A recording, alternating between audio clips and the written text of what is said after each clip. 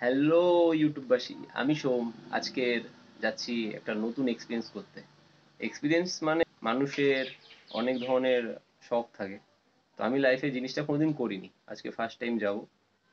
তো চলো, আশা করি ভাল লাগবে, সঙ্গে থেকো।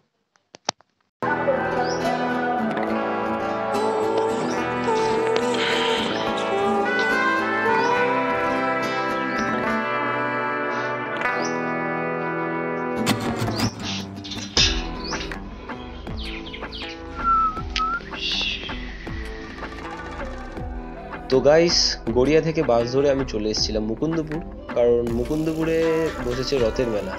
কাজের ছুটি না পাওয়ার জন্য আমি রথে তো আসতে পারিনি, রথ শেষ হয়ে যাওয়ার পরেই এলাম রথের মেলা দেখতে।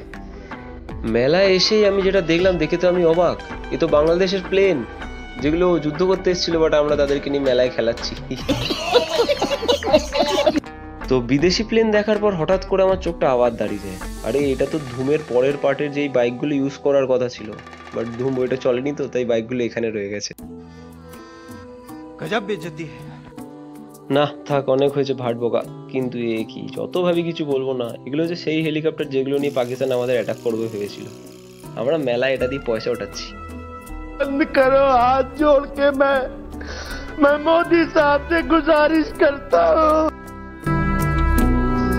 তো মেলার মধ্যে বিদেশি প্লেন আর হেলিকপ্টার দেখার পর নিজের মধ্যে একটু বীরত্ব এসে গেছিল, তাই চলে এসেছিলাম বন্দুক দিয়ে বেলুন ফাটাতে।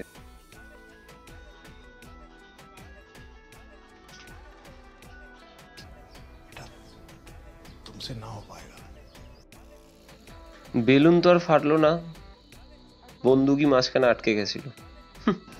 তো যাই হোক, এবার বল দিয়ে একটা গ্লাস ফেলেই দেখাবো। 5টার মধ্যে 5টা গ্লাস ফেললেই প্রাইস, কিন্তু ওই रोज आते हैं इस उम्मीद पे आज जीतेंगे कल जीतेंगे परसों जीतेंगे रोज हारते हैं। তো গাইস, যারা যারা ভাবছো এই মেলায় আসবে, তাদেরকে বলে রাখি এই মেলা কিন্তু 15 জুলাই পর্যন্ত রয়েছে। প্রত্যেক বছর রথের সময় মেলা বসে, তোমরা আসতে পারো মুকুন্দপুর খেলার মাঠে।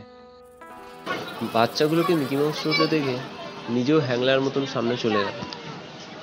বললাম, ও কাকু একটু চড়তে দাও না গো। এমন ভাবে তারপরে দেখলো আমার দিকে, মানে খেয়েই ফেলবে। তো অনেক তো মেলা ঘুরলাম, তারপরে ভাবছিলাম যে কোনো একটা রাইড চললে হয়।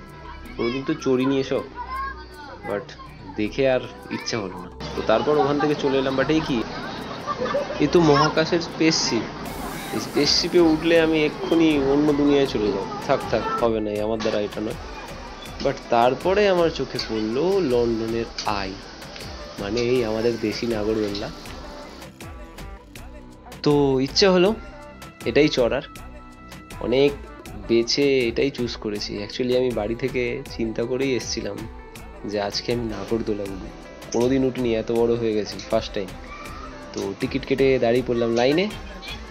চলো যুদ্ধ শুরু করা যাক। প্রথমবার নাগরদোলা উঠছি, কোথায় একটু সাহস পাবো। পাশের রাইড থেকে এত চেল্লাচ্ছে সবাই, আরও যেন বুকে দুপুক দুপুক বেড়ে যাচ্ছে। ভিতরে একটা আলাদা রকম এক্সাইটমেন্ট কাজ করছে। যাই হোক, দেখা যাক।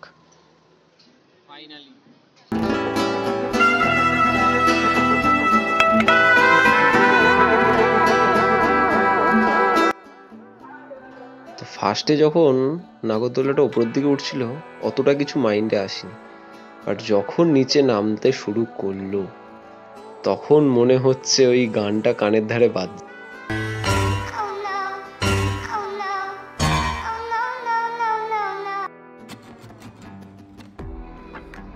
তো এরপর নাগরদোল্লা নিল স্পিড, আর যেই স্পিড নিল, প্রথমের দিকে খুব ভয় লাগছিল যতবারই ওপরে উঠছিল।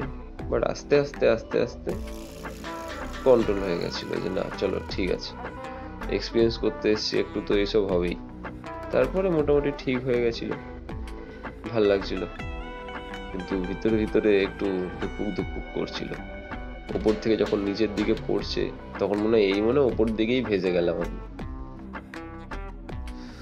তো দীর্ঘ 5 মিনিট ধরে রানিং ঘোরার পর নাগরদোল্লা এসে দাঁড়ালো ফাইনালি। জোরে নিঃশ্বাস নিচ্ছিলাম, মনে হচ্ছে শান্তি, কিছু একটা যেন হচ্ছিল এতক্ষণ ধরে। যাই হোক, তো জীবনে কোনোদিন নাগরদোলা চড়িনি, আজকে ফার্স্ট টাইম এক্সপিরিয়েন্স হলো। খারাপ ভালো মিশিয়েই। তো নাগরদোল্লা চড়া শেষ হলো, তারপরে নিচে নামলাম। নেমে পেটটা একটু ব্যথা করছিল, গাটা গোলাচ্ছিল। তো মুকুন্দপুরে রথ বাড়িতে এসে জগন্নাথ দেবকে নমস্কার করে তারপরে বাড়ির উদ্দেশ্যে রওনা হলাম। আজকের মতন ব্লগ এখানেই শেষ। আসবো আবার নতুন ভিডিও নিয়ে, ততদিনের জন্য টাটা, ভালো থেকো।